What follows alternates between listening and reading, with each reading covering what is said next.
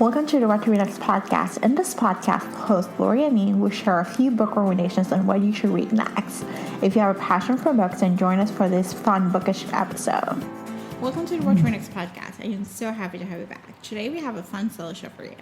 I'm going to share a little bit of what's going on this summer, what to expect from the show, and some fun book recommendations.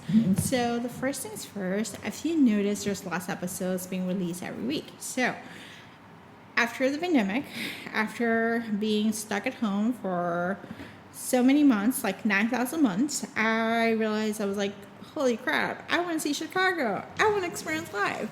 And so that meant I needed to spend less time editing, producing the podcast, interviewing people, and more time getting out of the house. Instead of releasing like 5 to 6 episodes because I was interviewing too many authors, I decided to release them 2 a week. And so those are the episodes that are going to be released. I'm almost done with batch recording for most of the episodes. And so you'll get new episodes every week all the way to November. And then we may take a break. We may not take a break. I don't know. It's too far away. But I'll keep you posted if we decide to take a break. So that's why the episodes have decreased in number, but there's plenty in the backlist. So if you're ever looking for a new episode to listen, there's like 300 something episodes for you to touch base.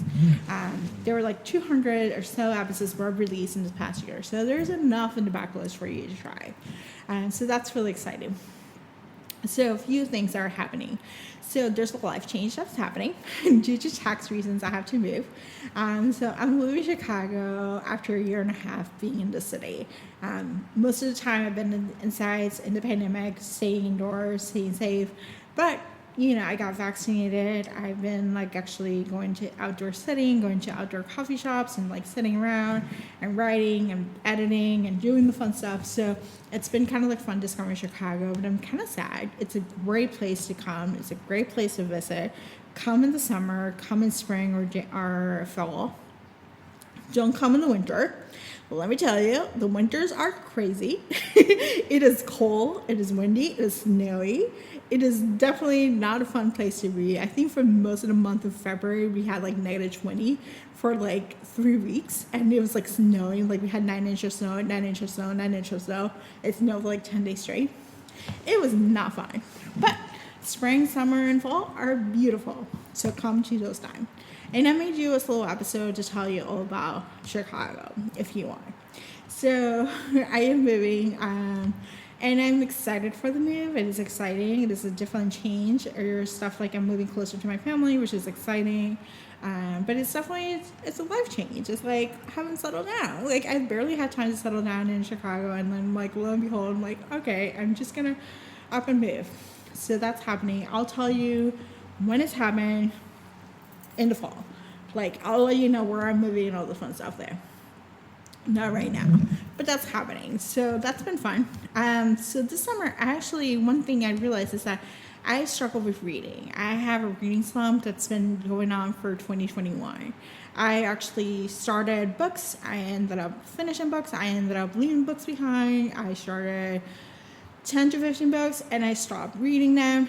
And I don't know, I just there's a part of me that longs to be 2016, 2017 before I was in the podcasting world, before I was in bookstore world, before I was trying to figure out what the tastemakers were reading. And I was just reading for pleasure, and I was reading a book a day. And it was great, but I'm no longer in that place. And so I have to come to terms that I'm no longer in that place. I'm no longer in the place of I actually don't have books to read, so I actually will have to. I have hundreds of books available for me to read based on all the different services that I actually participate. And so it is definitely an interesting place to be where I have too many choices and I'm not finishing anything. So funny enough, I did a hypnosis because my reading life is important in my life. And so I did a hypnosis and it was just finish one book. And I was okay. And it worked for a few months and then it stopped working. And so I kind of have to go back to self-hypnotize myself and just be just finish a book, just finish a book, just finish a book. I actually want to know that I don't DNF books, and that's just a personal choice. I respect if you DNF the books, that's totally fine. I don't, because I've had this experience happen like at least 3 times this year, where I DNF'd a book last year. I was like not in the mood. I was like, oh, it's annoying. I don't like it, blah, blah. And then I go back to it months later and I finish the book, and then it turns out to be 5 stars. And it has happened. It happened recently. It happened like a few times. And so I don't trust myself to DNF a book. That's just like my choice. So that's where I am. So one thing I've been doing is I'm reading some other genres, because I don't know if traditional published romans are just hitting the mark or they're not hitting the mark. I don't know if I don't have the patience to look through indies and trying to figure out what I like for indies anymore. Like, do I like dark romance? Do I like forbidden? Do I like some rom-coms? Do I like some closed door? Do I like something else? And so I don't have the patience to just cover new books right now. So I've been asking my trusted friends from other genres to tell me what should I read. And so I've been reading thrillers right now. So I read a couple Alice Feeney's books, which I actually like. I read Greer Hendricks and Sarah Peckinham book. I read A Liv Constantine. So I've been reading thrillers from authors that I've read before, that I trust, that I like their books. And so that's been comforting. It's been nice. And so that's been fun. So I actually started Crescent City a while ago, and I like it. It's a very police procedural, but I will tell you, it's more police procedural in the fantasy world than anything else. I like it, but it's long. It's like, I don't know, it's like 1,000 pages long or 800 pages long. It's really long. So even if I try to read it, I can't seem to make it end on it. Like, it's not as engaging as a Court of Mist and Fury or Court of Thorns and Roses. It's not as quick and fast-paced as those books, so I think that's why it feels like a drag. So, I don't know. I bought it because it was on sale, so I should finish it off soon. So, those are books that I'm reading, and that's what's happening. So, in terms of the podcast and what to expect, I think what I may just do is I miss having fun with the show. I miss talking to you, talking about books, and telling you all about it. And so what if I actually release like solo episodes that I do once a week or every other week, and I tell you about the books that I'm reading, or books that listicles that I've created, or things that I'm like interested, or themes that I'm noticing. And maybe I'll tell you about Chicago and all the fun stuff that I realized that I did in this past year. I think that can make me fun.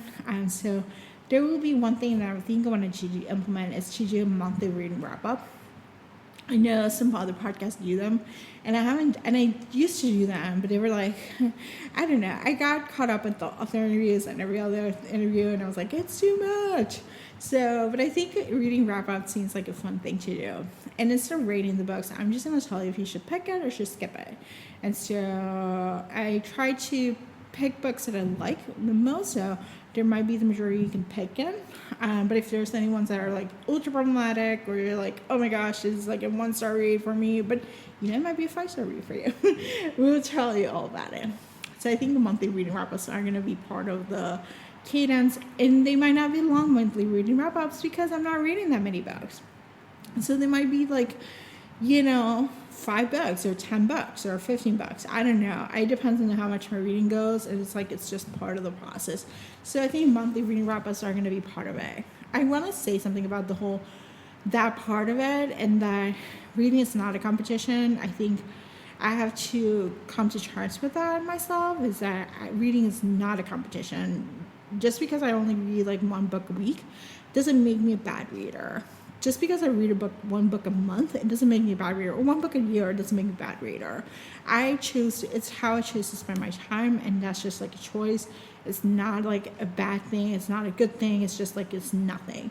It's just this. So coming to terms right now is like I'm okay not finishing books in 1 day, and that's just like coming to terms with it after doing that for so long.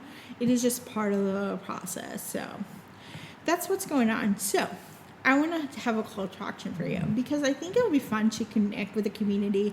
So as a call to action, I want you to pick 1 episode that you loved, whether it's your favorite author or book recommendation or something you discover a book that you wanted to read and you were like, it's a 5-star read for me, and share that episode on your Instagram stories and tag me at Watch Me Next Pod.